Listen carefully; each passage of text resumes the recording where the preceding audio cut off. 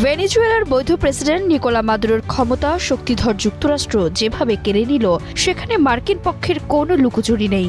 কিন্তু তার ঠিক পরেই ইরানেও যুক্তরাষ্ট্রের কথিত গণতন্ত্র আর স্বাধীনতা আনার আগ্রহ আন্তর্জাতিক রাজনীতিতে নতুন আলোচনার জন্ম দিয়েছে। ইরানের বর্তমান সরকার ব্যবস্থা যারা মানতে পারছেন না, তারা ভাবছেন ভেনেজুয়েলায় যদি যুক্তরাষ্ট্র সফল হতে পারে, ডোনাল্ড ট্রাম্প তাহলে ইরানের সর্বোচ্চ নেতা আলী খামেনির পতন ঘটাতে পারবেন না কেন?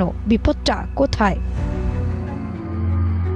ট্রাম্পের হুমকি আর মাদুরোকে বন্দী করে মার্কিন আদালতে তোলা বেশ নাটকীয়, কিন্তু এতে ভেনেজুয়েলার প্রকৃত ক্ষমতা কাঠামো কি বদলেছে? মাদুরো নেই, কিন্তু তার অনুগত ভাইস প্রেসিডেন্ট দেলসি রদ্রিগেজই আপাতত ক্ষমতায়। দেশটির সামরিক বাহিনী এবং বিচার বিভাগের মতো গুরুত্বপূর্ণ প্রতিষ্ঠানগুলো এখনো আগের মতোই আছে। ট্রাম্পের লক্ষ্য কোনো দেশে গণতন্ত্র প্রতিষ্ঠা বা জনগণের মুক্তি নয়। তিনি সব দেশে এমন প্রশাসন চান যারা যুক্তরাষ্ট্রের কথায় উঠবোস করবে।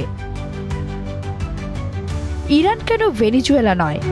দুইটি দেশের রাজনৈতিক প্রেক্ষাপট, ভূরাজনীতি এবং সামরিক কাঠামো একদম আলাদা। মার্কিন চাপে ইরান ভেঙে পড়বে ভাবলে ইরানের অভ্যন্তরীণ জটিলতা বুঝতে ভুল হবে। আর ট্রাম্পও একটি ব্যবস্থাকে ধ্বংস করার চেয়ে সেটিকে দুর্বল করে তা থেকে লাভ তুলতে বেশি আগ্রহী।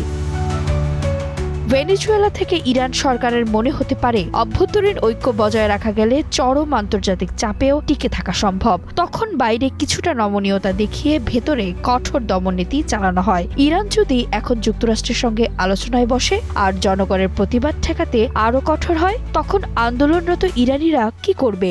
সেই পরিকল্পনা আছে?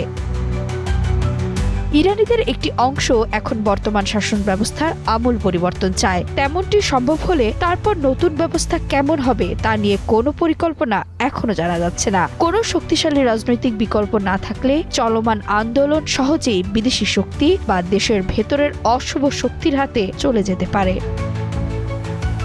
বাইরের শক্তির চাপ সরকার ব্যবস্থাকে হটাতে না পারলে তা আরও খারাপ হয়ে যায়। অনেক ক্ষেত্রে শাসকরা ক্ষমতা বাঁচাতে দেশ ও আঞ্চলিক স্থিতিশীলতাকে বাজি ধরে। এখন ইসরায়েলের সাথে ইরানের যে উত্তেজনা চলছে, তাতে করে ভেনেজুয়েলা মডেল প্রয়োগের চেষ্টা পুরো মধ্যপ্রাচ্যকে এক ভয়ঙ্কর পরিণতির দিকে ঠেলে দিতে পারে।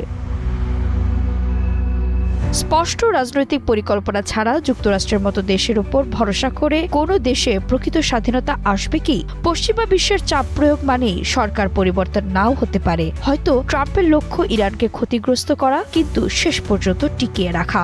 নিজ দেশের রাজনৈতিক ভবিষ্যৎ গড়ার কঠিন দায়িত্বটি ইরানিদেরই নিতে হবে। অন্য দেশের ওপর নির্ভর করলে বিপদ না কমে আরও বাড়তে পারে।